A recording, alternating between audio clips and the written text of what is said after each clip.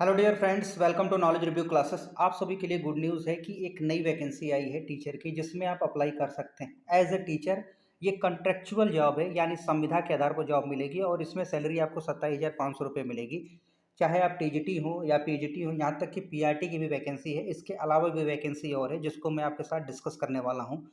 और अगर इसमें आप अप्लाई करना चाहते हो तो अप्लाई कर दीजिएगा, क्योंकि इसमें कोई तैयारी करने की ज़रूरत नहीं है। क्यों?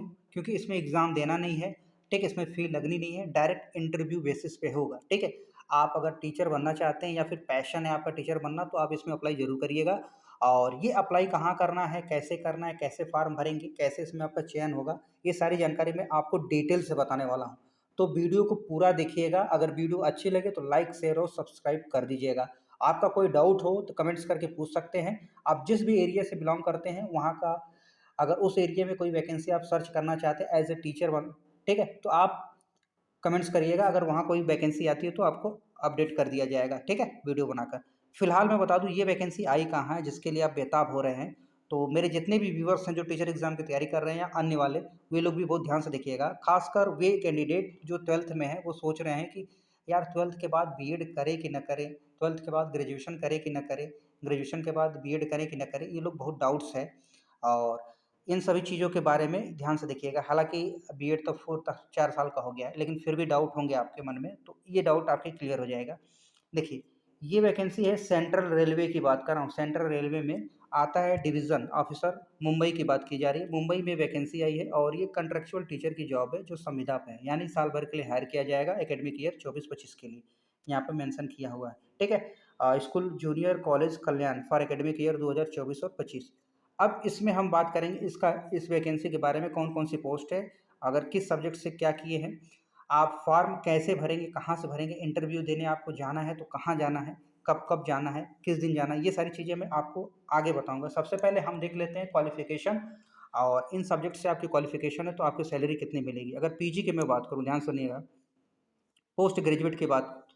देखिए, अगर आपके क्वालिफ़िकेशन की बात किया जाए तो अगर पीजी आपने, देखिए, अगर एमए से आपने इंग्लिश किया है, इंग्लिश में आपने एमए है, साथ में बीएड है, तो पीजीटी इंग्लिश के लिए अप्लाई कर सकते हैं। 27,500 रुपये सैलरी मिलेगी। जितने भी पीजीटी टीचर हैं, याद रखिएगा, सभी पीजीटी टीचर के लिए 27,500 रुपये सैलरी है। अगर एमएस इकोनॉमिक किया है, साथ में बीएड कंपलसरी है। बीएड अगर नहीं है तो प्रॉब्लम होगी, आप नहीं अप्लाई कर पाएंगे। अगर आप बिजनेस स्टडीज़ की बात किया जाए तो बीकॉम होना चाहिए, और बिजनेस अगर अकाउंट सब्जेक्ट की बात किया जाए एमकॉम होना चाहिए। अगर आप केमिस्ट्री, देखिए बहुत सारे कैंडिडेट्स ऐसे भी हैं जो इस चैनल को देख रहे होंगे, आपने एमएससी किया होगा केमिस्ट्री से, आपका किया होगा या आप कर रहे होंगे, ठीक है। तो आप सोचेंगे, देखिए केमिस्ट्री वाले सोचेंगे यार केमिस्ट्री से अगर हमने एमएससी किया है तो आप केमिस्ट्री में ही जा सकते हैं, दवा वाली कंपनी में जा सकते हैं। देखिए, एक तो मेडिसिन वाले ऑप्शन है, दूसरा ऑप्शन है करियर बनाने के एज ए टीचर, ठीक है, पीजीटी टीचर आप बन सकते हैं, ठीक है, पीजीटी टीचर आप बन सकते हैं, ठीक है। तो ये भी ऑप्शन है, तो इसमें आप अप्लाई कर सकते हैं। अब बात फँसती है कि जो अपीयरिंग वाले वो भर सकते हैं कि नहीं, इसके बारे में हम आगे बात करेंगे। अगर बात किया जाए बायोलॉजी की बात किया जाए, अगर आपका सब्जेक्ट एमएससी बायोलॉजी है तो अप्लाई कर सकते हैं।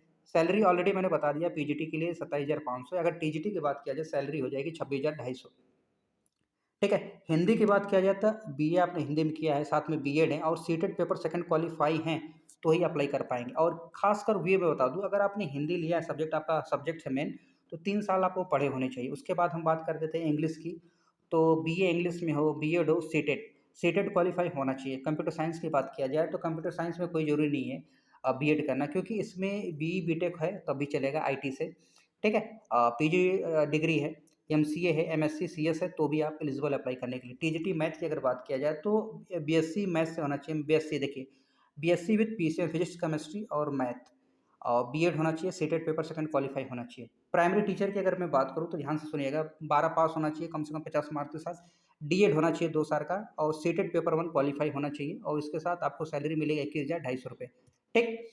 अब ये नोटिफिकेशन आपको देखने को मिल गया। ये सारे जो रूल्स हैं केवीएस के रूल हैं, जो केवीएस के क्राइटेरिया है 18 से 65 साल, उसी के अकॉर्डिंग आपको चयन होगा। और इसमें आपको मैं बता दूं कॉन्ट्रैक्ट टीचर की वैकेंसी है, ठीक है।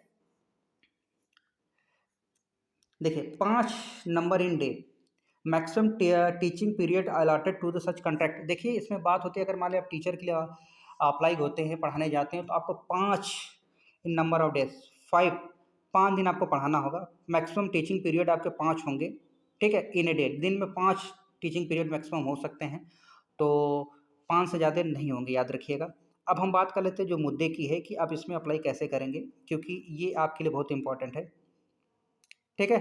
तो देखिए, आपको करना क्या है, सबसे पहले मैं वो बताने वाला हूँ इसका इंटरव्यू कहाँ होगा, उसके बाद बताऊँगा कि फॉर्म अप्लाई कैसे करना है। देखिए, इसका इंटरव्यू जो होने वाले हैं 7 तारीख को होगा, 10 से 13 के बजे। पीजीटी के जितने भी इंटरव्यू होंगे आपके 7 मई को होंगे, सुबह 10 बजे से 1 बजे के बीच। और ये सेंटर कहाँ है जहाँ पर आपको अवेलेबल होना है, ठीक है? कहाँ पर? In the chamber of principal, central railway section, school junior college, Kalyan में जाना होगा। अगर 8 तारीख को भी 10 से 1 बजे के बीच इंटरव्यू होगा, वो होगा टीजीटी का। उसके बाद प्राइमरी का होगा 9 तारीख को, 9 मई को, ठीक है? यहाँ पर लिखा गया the 16 post of contract teacher are to be engage on contract basis, ठीक है? This scheme will be valid for maximum period 200 working days and a minimum period of 7 working days, 7 minimum. Available of regular selected candidate whichever earliers and subject to instruction issue from the time to time.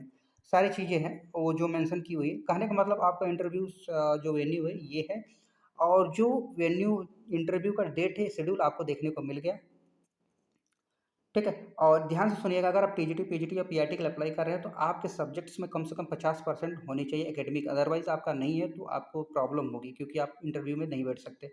अब एक चीज़, basic चीज़ है जिसको मैं बताना चाहूँगा आपको उन candidate के लिए, अगर आपने आपका क्वालिफ़िकेशन देखिए, जैसे आपका डिग्री रुकी है, आप ग्रेजुएशन में फाइनल ईयर में, अगर आपकी डिग्री नहीं आई है तो मत अप्लाई करिएगा, या फिर आपकी वेटिंग कंडीशन में कोई लफड़ा वाली चीज़, तो तब भी मत अप्लाई करिएगा, क्योंकि वो सीधे रिजेक्ट कर देंगे। उन्हें नीड एंड क्लीन चाहिए, ठीक है? कि मतलब आपके पास डिग्री हो, कोई भी बैक ना हो, सब कुछ एकदम क्लीन, ठीक?